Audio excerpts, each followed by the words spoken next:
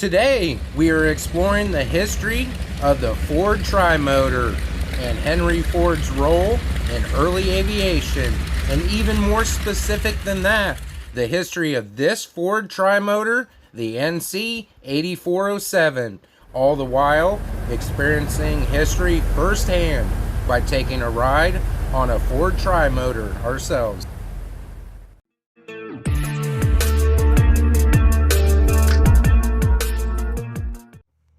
Our journey starts here at the DeKalb County Airport in Auburn, Indiana, awaiting our opportunity to take to the skies and fly in a plane that had a significant impact in early aviation. This event was put on by the EAA, the Experimental Aircraft Association, and it's making its way across the nation, so book your ride today.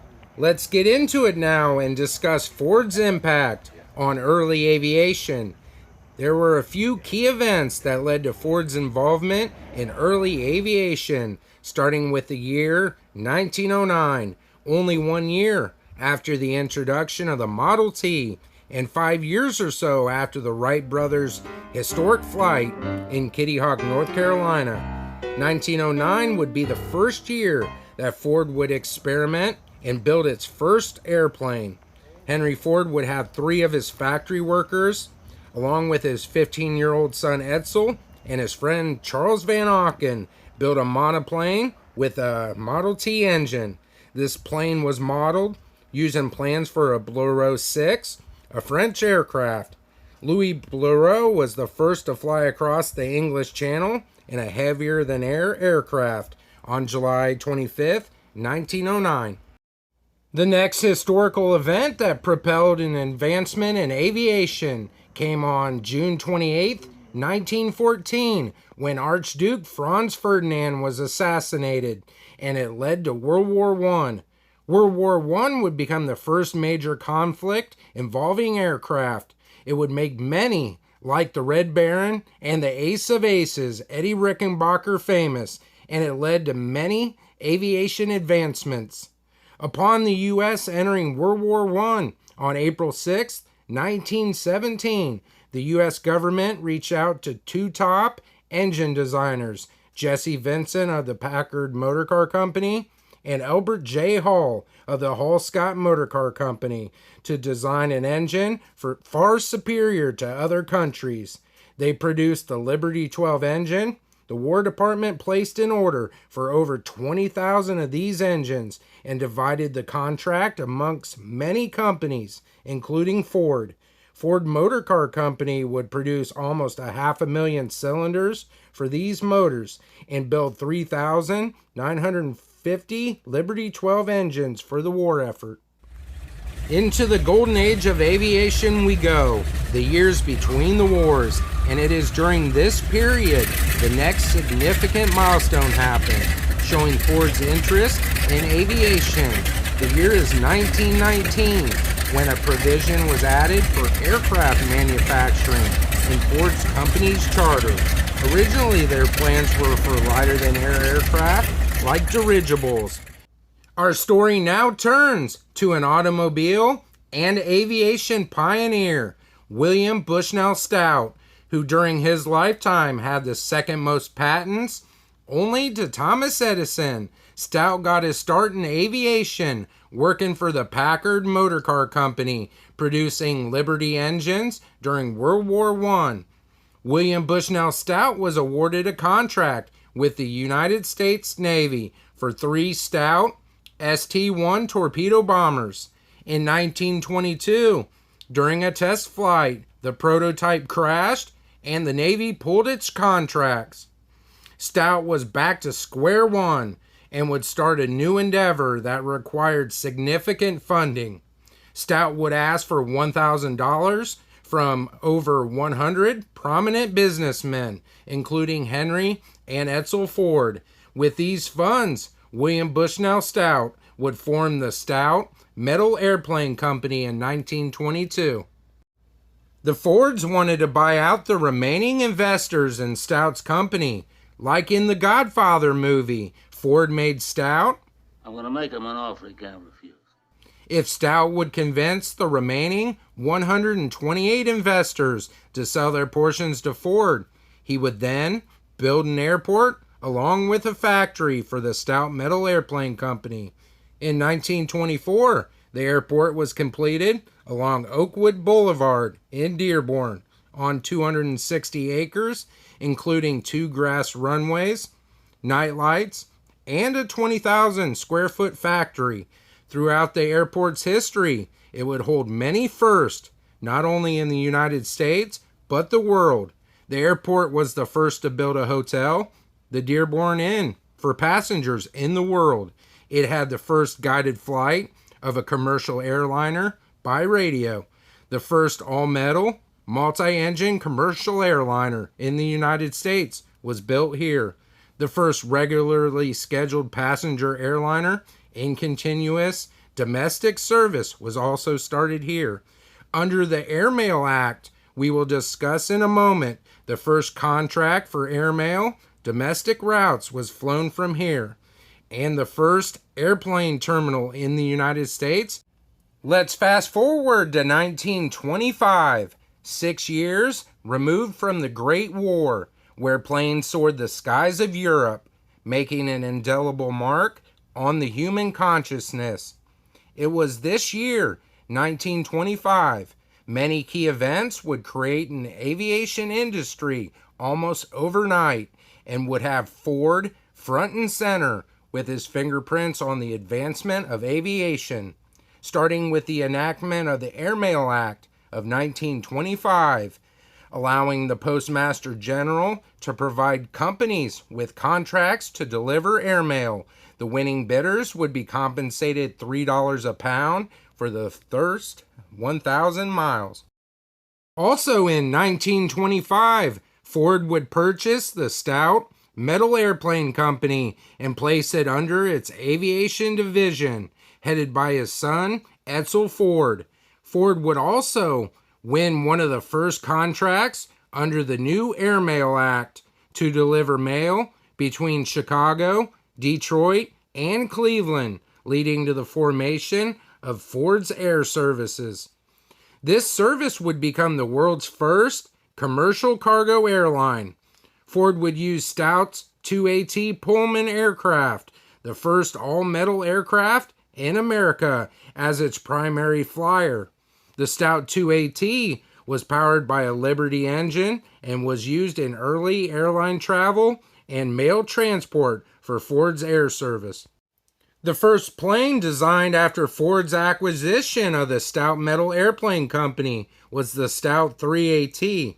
The 3AT was designed using the 2AT and measurements of the Fokker F7. The 3AT looked eerily similar to the Fokker F7, just a metal version. This 3AT was built with an ugly blunt nose and was fitted with 3 Liberty engines, one under the nose and one under each wing, becoming the first all-metal trimotor in the United States. Ford once said, the 3AT was the airplane of the future. This 3AT was impractical though, due to placement of the engines, which restricted airflow over the wings, allowing only speeds of 80 miles per hour. After a failed test flight of the 3AT, Ford would hire a new design team for the next installment, the Ford 4AT, in which we will talk about shortly. Let's now move to 1926, January 16th to be exact, where a fire destroyed the Stout factory and the 3AT prototypes. Ford would build a new factory 3 times larger than its predecessor, now at a whopping 62,000 square feet facility, where they would start the production of the 4AT with a new design team, including Tom Toll, Otto Koppen, John Lee, and James Smith McDonnell. They would be the ones responsible for the design of the Tin Goose, or as we know it, the Ford Trimotor.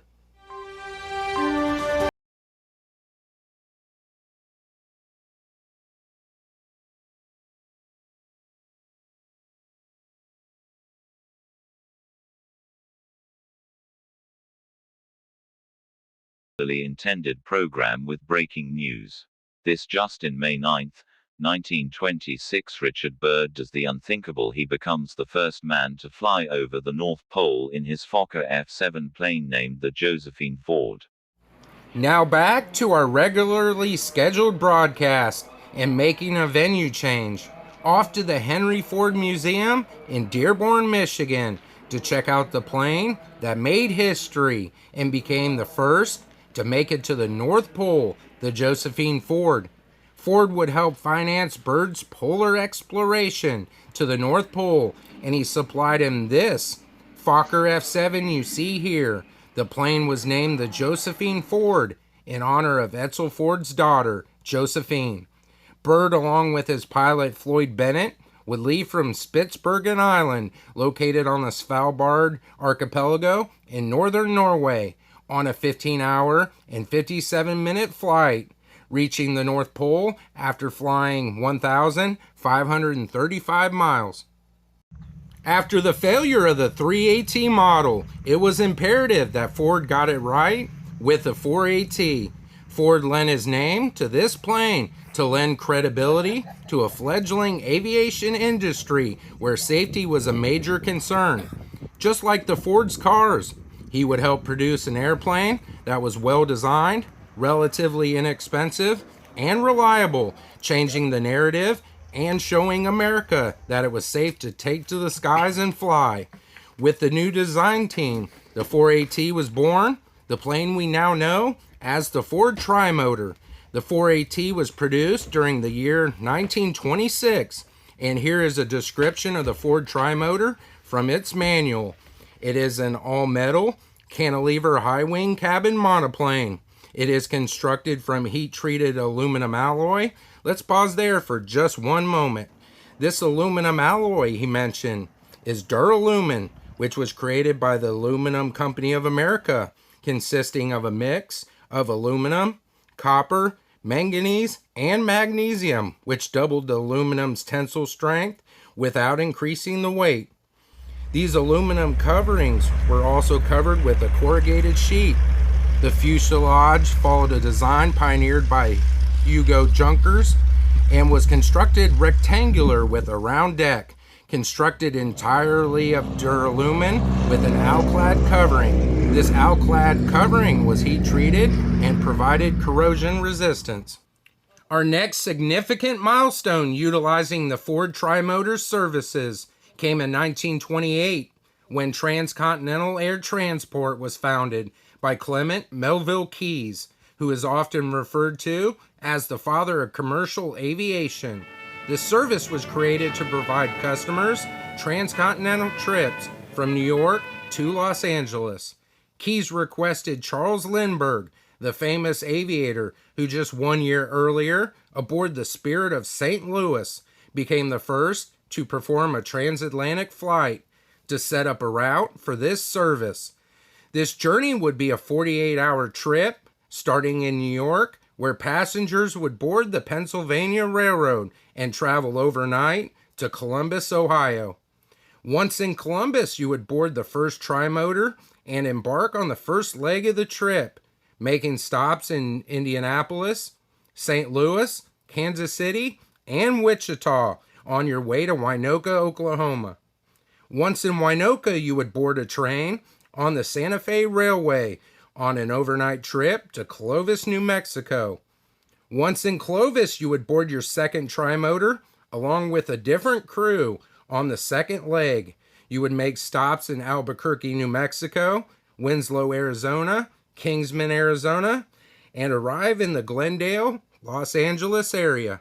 This specific Ford Trimotor, the 4ATE number 69, NC 8407, that we'll be boarding in just a few moments, was produced as the 146th Trimotor off the assembly line and purchased by Pitcairn Aviation Passenger Division of Eastern Air Transport, making its maiden voyage on August 21st, 1929.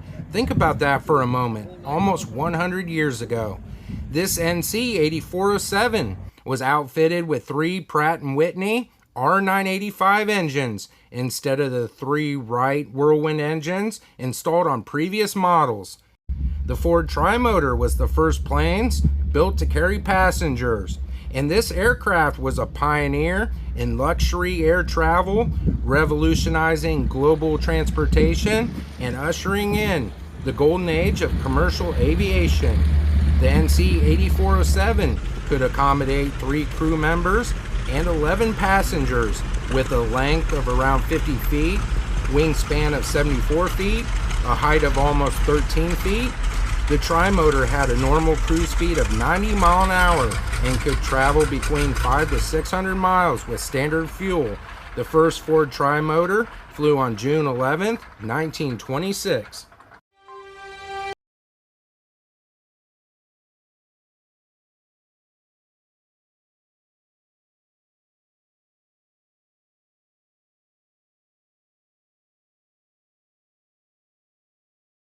Interrupt our regularly scheduled broadcast with breaking news.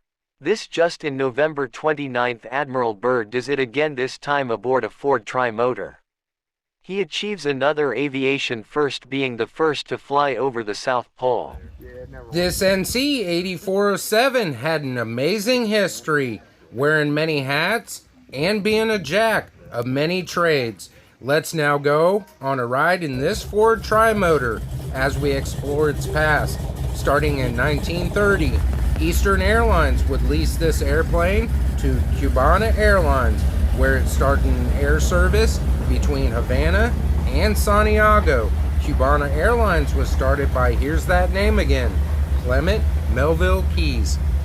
Throughout the years, Ford Trimotors were part of over 100 airlines, 3 military branches, and present during many historic events.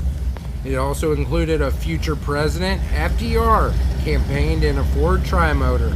Charles Lindbergh and Amelia Earhart flew in Ford Trimotors. This all happened in 8 short years that spanned the Trimotor's production run from 1926 to 1933. During its production run, Ford would produce 199 Trimotors, 79 of the 4AT variety, and 117 of the 5AT variety. By the late 20s, Ford Aircraft Division became one of the world's largest manufacturers of commercial aircraft in the entire world. Although the Ford Trimotor stopped production in 1933, its legacy endures even to this day. Our story does not end there, however. There's a story I found extremely fascinating, and it occurred on July 26, 1936, in Warren, Ohio, where a father took his 6-year-old son to fly in a Ford Trimotor. Doesn't sound very interesting so far, does it? Well, let me tell you, this first airplane ride would start this kid's love for aviation and lead him down the path and to the pinnacles of aviation achievements. Well, who is this kid that flew in this Trimotor? Well, it was none other than Neil Armstrong. There has been a claim that he flew in this very Trimotor, the NC-8407, but I could never corroborate this claim. Pretty cool. Back to Ford's impact on early aviation. After Ford stopped production of the Ford Trimotor in 1933, he would not have any significant impact on the aviation industry until war broke out in Europe. We are now in the midst of World War II, and at the Willow Run, Michigan plant, which was the largest aircraft manufacturing plant in the world. It was here at Willow Run Ford produced 8,865 B-24 Liberator bombers. These B-24s would play a key role in America's strategic bombing campaign and also became the most produced military aircraft of all time. These bombers were faster, had longer range, and a higher ceiling than its B-17 counterparts. It is now the post-war United States, and this Trimotor, the NC-8407, would return to the United States and perform barnstorming tours in 1949. I plan on doing an episode on barnstorming and biplanes soon. If you've made it this far, make sure you check for that upcoming episode. During barnstorming tours, pilots and their aircrafts would entertain crowds by doing tricks and showing both their skills and the aircraft's abilities to many onlookers. The planes would often perform spins, dives, loop-the-loops, and barrel rolls, while the entertainers would wing walk and other tricks. The next journey for this NC 8407 came in 1950 when the plane was relocated to Phoenix, Arizona, where it'd be refitted with more powerful engines, 2 450 horsepower and 1 550 horsepower Pratt & Whitney engines. This would make this Trimotor the most powerful Model 4 AT ever flown. This plane would be used for crop dusting, which is where an aircraft is used for agricultural purposes. For example, the spreading of pesticides and fertilizers. Let's jump ahead to 1955, where this plane was now needed in Idaho. This Trimotor would get another update. It would be fitted with two 275-gallon tanks and fitted with a 9x25-foot bomb door for use as a bow rate bomber for aerial firefighting. The plane would drop a mixture of water and sodium calcite borate solution to extinguish forest fires. In 1957, this plane made over 74 drops on fires in the Payette and Boise National Forest. Further modifications were made to this plane in 1958 when Johnson Flying Service would widen the passenger door, allowing ample space for parachuters with firefighting and survival gear so they could jump from the plane for use as a smoke jumper. What exactly is smoke jumping? Well, smoke jumpers are specially trained firefighters who combat wildfires in remote regions. They would jump from this plane directly to the fire's location and extinguish the fire. After its duty as a smoke jumper, this plane, the NC 8407, would return to barnstorming tours, and it would even become a movie star in 1965 when this plane was leased to Tallmont's Aviation for a role in a feature comedy starring Jerry Lewis called The Family Jewels. And off she goes. She wings and she takes the wind steady as she blows. With the wind to her back. Listen to the sound of that. There she is. There's that bird. Mono bird. This movie was released by Paramount Pictures on July 1st, 1965.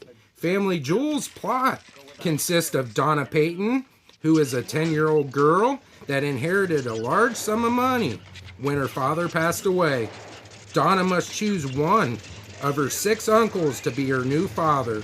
Accompanied by her chauffeur, Willard Woodward, played by Jerry Lewis himself, would take Donna on the ultimate journey to choose her new father. Each of her 6 uncles were also played by Jerry Lewis.